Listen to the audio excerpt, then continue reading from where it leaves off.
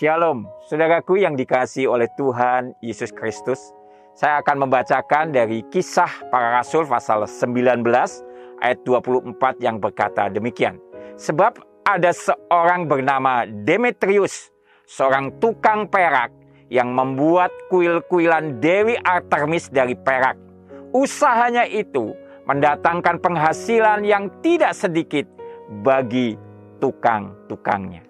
Saudaraku yang dikasihi Tuhan, ada satu nama pengusaha yang top pada zaman itu. Namanya Demetrius. Usahanya adalah apa saudaraku? Membuat kuil-kuilan Dewi Artemis dari perak. Dan rupanya dia punya banyak pegawai-pegawainya. Dan hasil daripada usahanya itu ternyata membuat dia kaya karena banyak penghasilannya. Tetapi saudaraku yang dikasihi Tuhan, ketika Paulus tiba di sana di kota itu saudaraku, dan ketika menyampaikan akan kabar baik Injil keselamatan, ada banyak orang yang percaya kepada Tuhan. Dan pada akhirnya usaha dari Demetrius ini tidak laku lagi karena banyak orang meninggalkan akan penyembahan kepada Dewi Artemis dengan segala patung dan kuil-kuilannya saudaraku. Maka Demetrius menjadi marah dan dia menjadi provokator untuk apa? Menghasut rakyat banyak supaya menangkap Rasul Paulus. Saudaraku yang dikasihi Tuhan, provokasinya berdasarkan agama pada waktu itu.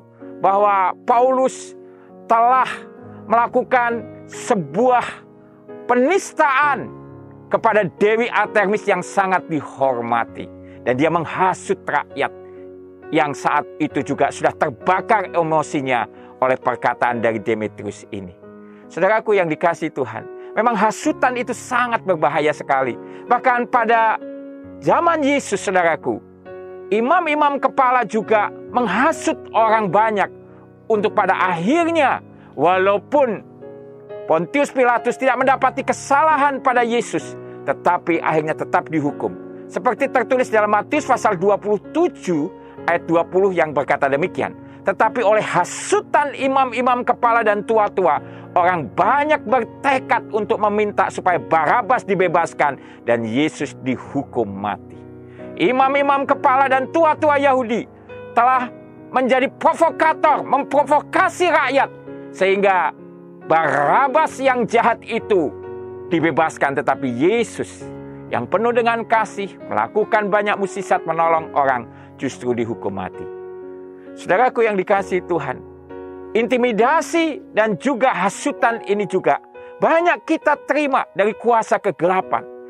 Ketika kita menghadapi kesulitan-kesulitan dalam hidup ini, iblis menjadi provokator yang membuat hati kita gelisah bahwa tidak ada pertolongan dari Tuhan.